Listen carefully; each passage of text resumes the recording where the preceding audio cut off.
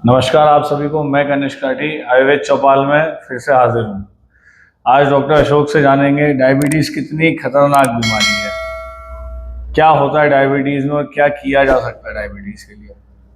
देखें, डायबिटीज का अंग्रेजी सिस्टम जो भी हो, ब्लड में ग्लूकोज का बढ़ जाना डायबिटीज है। और आवश्यकता एक स्तर है, वो उस स्तर से यानी जितनी आवश्यकता है उससे ज्यादा होना ग्लूकोज का लेवल ब्लड में, उसको हम डायबिटीज बोलते हैं। आयुर्वेद के नजरिए से आप समझें कि आयुर्वेद में ये मूत्र विकार है, यूरिनरी सिस्टम की बीमारी है। ठीक है। अच्छा, इसको क्या बोलते हैं? प्रमेह। प्रमेह आयुर्वेद में 20 प्रकार के होते हैं। कितने टाइप के? 20 प्रकार के। अब उसी 20 प्रकार में एक प्रकार है मधुमेह। तो मधुमेह की अंग्रेजी क्या है? डायबिटीज। तो ये यूरिनरी सिस्टम से संबंधित बीमारी है। लेकिन उसका कारण क्या है? कारण जो मॉडर्न मेडिकल साइंस ने खोजा वो है पैंक्रियाज। पैंक्रियाज हमारा क्या करता है? इंसुलिन बनाता है।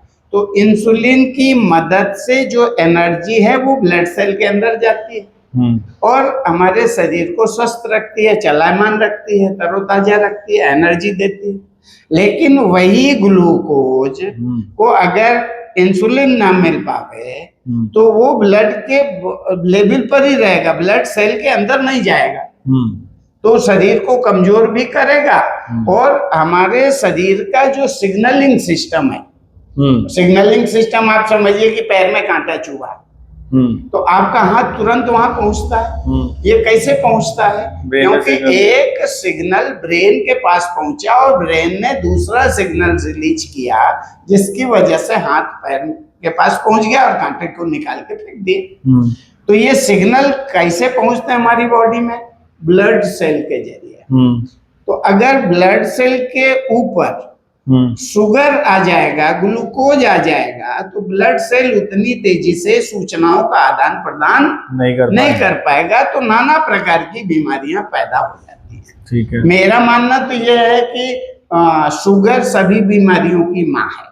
अपने आप में तो बीमारी है ही, लेकिन सभी बीमारियों की माँ है। कौन सी बीमारी पैदा होगी पता नहीं। अच्छा, शुगर होने पर जो हम केवल ब्लड शुगर लेवल चेक कर रहे हैं, उसको कंट्रोल करते हैं, तो उसके जो दुष्परिणाम है, जो साइड इफेक्ट्स हैं, वो हमें भुगतने नहीं पड़ते। जैसे आंखों का कमजोर होना, जैसे याददाश्त कमजोर होना, नींद का कम आना, मसल्स में दर्द होना, इस प्रकार के रोग होते हैं। आप अगर केवल ब्लड शुगर कंट्रोल करते हैं, यानी कि रक्त में शर्करा की मात्रा कंट्रोल करते हैं किसी भी माध्यम से, किसी भी पैथी, किसी भी औषधि से, तो ये पूरी तरह से ठीक नहीं है। उसके जो साइड इफेक्ट्स हैं, उसके दुष्परिणाम आपको भुगतने पड़ते हैं। सेक्सुअल पावर कमजोर हो जाता है और मसल्स पेन रहने लगता है। इस प्रकार से नाना प्रकार की समस्याएं होती हैं। तो हर पैथी में मधुमेह का उपचार है, किंतु मैं आयुर्वेद का हूं तो मैं आयुर्वेद ही प्रेफर करूंगा। अब आयुर्वेद में एक समस्या आती है कि हम जैसा बोलते हैं ना कि हमारे खाने में 6 प्रकार के रस पाए जाते हैं, मधुर, अम्ल, लवण, कटु, तिक्त और कषाय। तो जो तिक्त और कषाय है, तिक्त संस्कृत में तिक्त जो है उसको अगर हिंदी में बोले तो कड़वा बोलते हैं। कड़वा।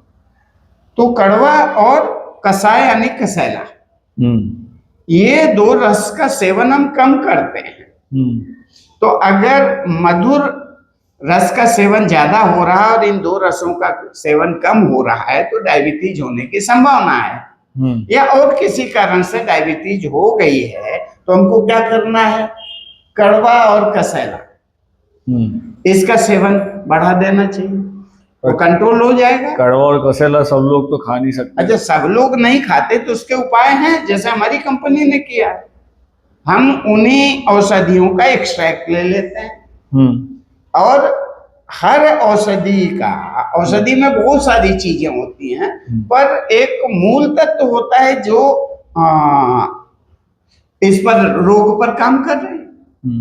तो हम क्या करते हैं, जिसको आजकल फाइटोकेमिकल्स बोलते हैं, तो उसी औषधि में से निकाला हुआ है। तो या ये कह लें या फिर कह लें कि जो सत्व है, एक्सट्रैक्ट है, घन है, मॉलिक्यूल लेवल पे काम कर रहे हैं कुल मिला के। तो अगर इस प्रकार से उसके सत्व निकाल लिए जाएं, एक्सट्रैक्ट निकाल लिए जाएं और उससे औषधि बनाई जाए, तो फायदा क्या होगा कि जैसे हम कोई पाउडर खिलाते हैं तो 3 ग्राम से 5 ग्राम की मात्रा में खिलाते हैं, लेकिन जब एक्सट्रैक्ट निकाल लेते हैं तो उसकी मात्रा आधा ग्राम के आसपास आ जाती है। ठीक है, तो आधा ग्राम को हम कैप्सूल में अगर भर दें तो उसका स्वाद पता ही नहीं चलता और रोगी आसानी से खा लेता है। लाभ उतना ही मिलता है जितना पाउडर से। कुल मिला के बायोटेक्नोलॉजिकल लेवल पे, मॉलिक्यूलर लेवल पे आप इस प्रोडक्ट को लेके आ गए हैं। अब बिल्कुल तैयार है और बहुत सारे रोगियों पर मैंने इसका अनुभव भी कर लिया है।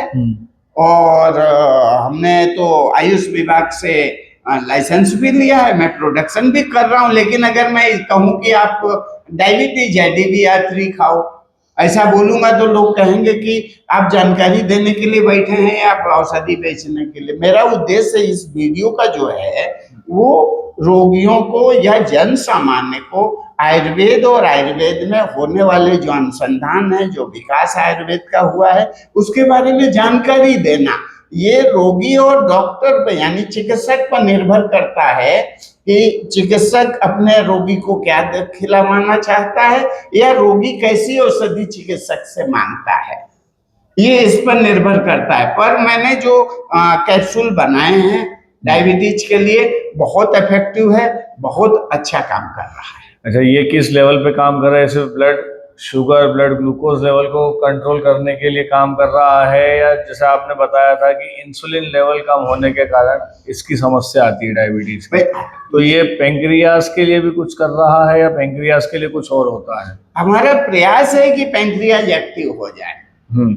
हम बाहर से तो इंसुलिन दे नहीं रहे हैं, तो अगर पेंक्रियाज एक्टिव हो जाता है तो इंसुलिन का प्रोडक्शन अपने आप मिलने लगेगा। हम कहाँ तक सफल हो पाएंगे या हम दावा तो नहीं कर सकते कि हम 100% डायबिटीज से मुक्ति ही कर देंगे, ये दावा करना एक अपराध है। लेकिन हमारा प्रयास है कि पेंक्रियाज थोड़ा एक्टिव हो, इंसुलिन प्रोडक्शन उसमें बढ़े।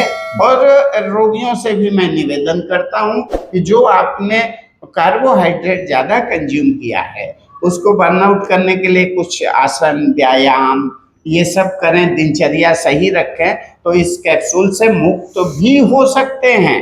बहुत अच्छा। मैं ये नहीं कह रहा हूं कि हो जाएंगे, मुक्त तो हो भी सकते हैं। थोड़ा सा क्लिप काट करके कोई केस करना चाहे तो कर सकता है, लेकिन मेरा प्रयास है कि डायबिटीज से मुक्ति बहुत आसानी से मिल सकती है अगर दिनचर्या सही हो। देखिए, कई लोग योग करते हैं, कई लोग व्यायाम करते हैं, दवाई नहीं खाते, रक्त शर्करा को नियंत्रित करते हैं। इस चीज के लिए सीधा सीधा गणित ये है कि अगर रोगी चाहे तो डायबिटीज को आसानी से दूर भी कर सकता है, कंट्रोल में भी रख सकता है और एकदम फिट एंड फाइन रह सकता है। काफी सारी आयुर्वेद में औषधियां उपलब्ध है, पाउडर्स उपलब्ध है और बाकी शर्तों है ही है। फिर मेरा मानना तो ये है, इस धरती पर कोई भी चिकित्सक ऐसा पैदा नहीं हुआ जो किसी रोगी को ठीक कर सके। जब तक कि रोगी ना चाहे। अगर रोगी चाहता है स्वस्थ होना तो चिकित्सक उसमें मदद करता है। सही बात। और जब चिकित्सक मदद करता है तो परमात्मा तो दोनों के साथ में है ही। सही बात है ना। इधर से सोनी जी। ठीक है। तो काफ़ी अच्छा लगा, सर ने काफ़ी अच्छी जानकारी दी है। सभी से अनुरोध है, अगर डायबिटीज़ है, ठीक होना है तो सर से संपर्क करें, किसी से भी संपर्क कर सकते हैं आयुर्वेदाचार्यों से। और सर ने काफ़ी अच्छी मेडिसिन डेवलप करी है जो आप इजीली इंटेक कर सकते हैं, कहीं भी कैरी कर सकते हैं। तो सर को इसके लिए थैंक यू।